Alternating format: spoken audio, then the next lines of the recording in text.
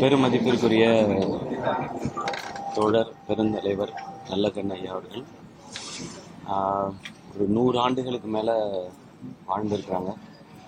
அந்த வாழ்ந்த 100 ஆண்டுகளும் அவங்களுக்கு என்ன பயன் அப்படிங்கிறத யோசிக்காமல் மக்களுக்கும் அவர் எடுத்துக்கிட்ட கொள்கைக்கும் அது சார்ந்தவங்களுக்கும் என்ன பயன் இருக்கணுன்றதை மட்டுமே யோசித்து அதன்படியே வாழ்ந்தவங்க.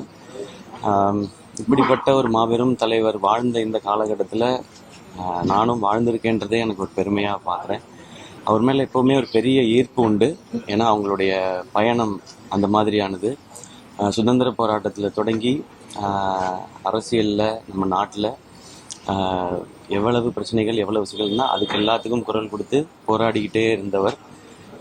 இன்னைக்கு அவருடைய கடைசி மூச்சு வரைக்கும் போராடிய ஒரு மாபெரும் தலைவர். அவருக்கு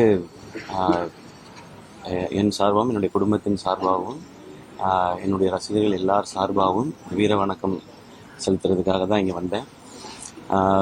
இன்னும் அவங்க பெரிய எல்லார் மனசுலேயும் உயர்ந்து நிற்கிறதுக்கு இன்னும் ஒரு காரணமாக இன்றைக்கி அவங்களுடைய உடலையும் அவங்க மருத்துவக் கல்லூரிக்கு தானம் செஞ்சுட்டு தான் போயிருக்காங்க.